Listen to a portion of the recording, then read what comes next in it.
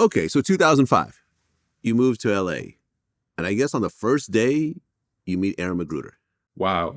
So before we packed up everything and drove out, we flew out, right? Just to kind of see what it was about. And my boy Brian Ash, who I met on the Playpen, he lived in LA. He was already working in Hollywood, as a writer.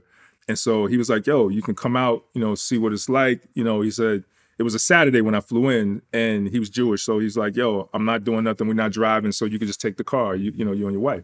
So we just started driving around LA, just like never been in LA before. So I didn't know where to go.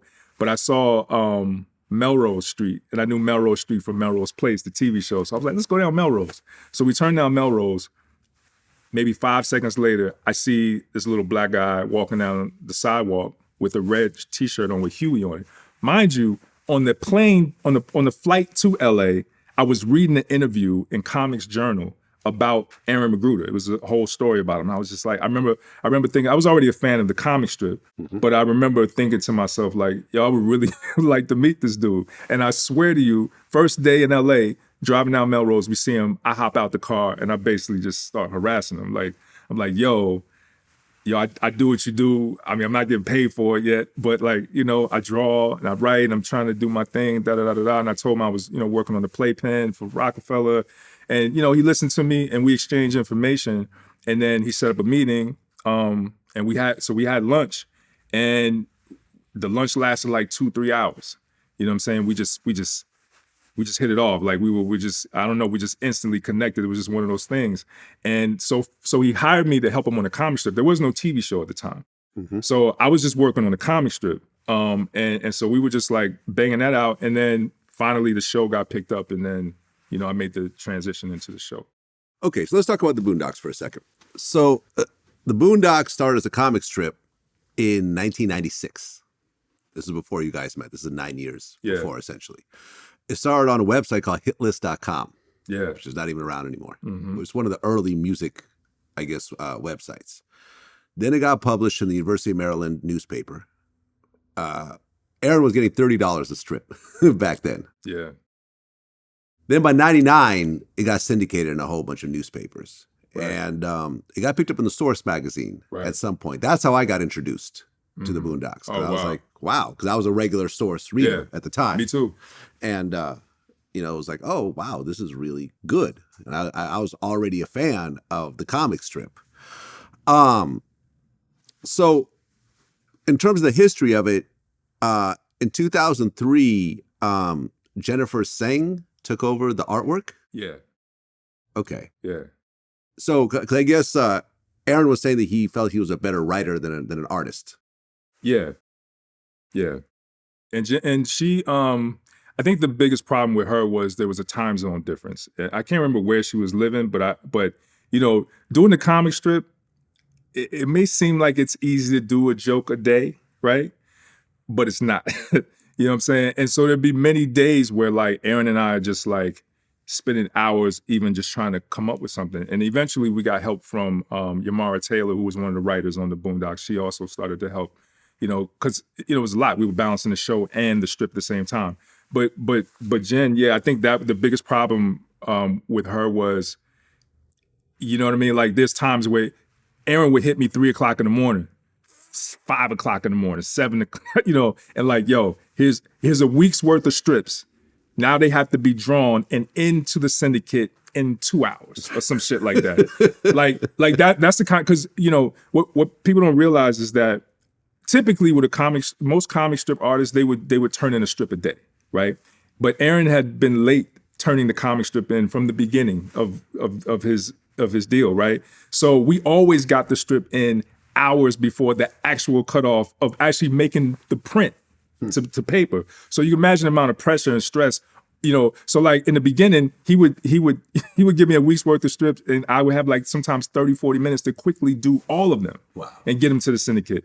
So then it got to a point where we began to just, especially once the show got picked up, between me, him, and Yamara, we were just working together to basically write and draw the strips and get them done and do the show at the same time. Okay, and you became kind of the main artist at one point on the comic strip? Yeah. Got it. Yeah, I think all together, I think I drew the comic strip for like 2 years. Got it. Okay, so then, well, originally the Boondocks started out as a pilot for Fox. Yeah. Reginald Hudland was a producer. Yeah. So I guess a pilot came out on Fox, but it didn't get picked up as a series at that point. Right. Yeah, and it's kind of, I think that's the best thing that could have happened, honestly, because I don't think Fox was the right place for it to be really what it needed to be. You know, the pilot was way more watered down than you know the show that we have now. And fortunately for us, you know, Adult Swim was, I mean, they were the right place. You know, I mean, Adult Swim, they truly support creatives and allow you to actually like do whatever the fuck you want to do, which they spoiled us in a lot of ways because I expected the whole industry to be like that. Once I left, you know, doing shows with Adult Swim and started working for other studios and networks, I realized that like they don't give you the same kind of support. And, you know, I mean, if you think about it, look at shows like Aqua Teen Hunger Force, right? Mm-hmm. Like, how do you even pitch a show like that? Right. It's just it was a meat wad and a milkshake, and they live next to a guy named Carl. Like those kind of shows would only be made at Adult Swim because they'll give you those opportunities to create that kind of content. So I think it's really good that we didn't end up there and that they saw the vision, you know? Okay. So you guys are putting together the show for Adult Swim at this point, and you're getting all the voice actors together. Regina King plays both Huey and Riley Freeman. Yeah. Was that a conscious choice to get a girl to play two young boys? Well, you know, in animation, that's typical. That because a girl plays Bart Simpson, right? Right. Yeah. And the reason why they do that is because if you were to get like a young boy, like if he's like 11 or 12 or the actual age of Huey and Riley, he's going to go through a growth spurt and his voice is going to change and then you got a problem, right. You know? So a lot of times we'll hire, you know, adult women to play the roles, right? So we casted a pretty wide net and we got a lot of auditions in, and Lauryn Hill actually auditioned, really? You know, at one point in time. Yeah. For Huey and Riley? I believe she auditioned for Huey and Riley, but then at the time we were also going to put Caesar in the show, and she got really close to being Caesar from the comic strip, but then we didn't put Caesar in the show. But Alicia Keys at one time was very close to being Huey. Okay, you know, and I can't remember exactly how it all happened, but I remember that day Regina was like, I want to do both of them. She said, I can do both of them. I know I can, right? And I remember she studied the Peanuts. That was the thing, because she was trying to get the breath control of children, because, you know, children have smaller lungs, so they breathe between the lines a little differently than adults. So she studied the nuances of, like, because the Peanuts, they use actual kids. You know, if you look at the Peanut specials. So she studied that. And then she came back and she just nailed it. And at one time when we would record it, we would have to do all of Huey's lines first, and then we'd go back through the script and do all of Riley's lines. But then she got to the point where she was like bouncing back and forth between Huey and Riley on the same page. And I was just like who does that? You know what I'm saying? Like, okay. She's pretty amazing. Right. And John Witherspoon played Granddad. Yes. He nailed it, of course. And, you know, and then you did some of the voices. There's lots of other characters and so forth. But the main crew is Regina King and John Witherspoon, essentially, in terms of the core members. Okay, and you know, you guys used a Japanese animation style from the very beginning, which was kind of a departure from the comic strip, right? Well, the comic strip was also anime inspired, but I think it was a little bit more manga than like anime.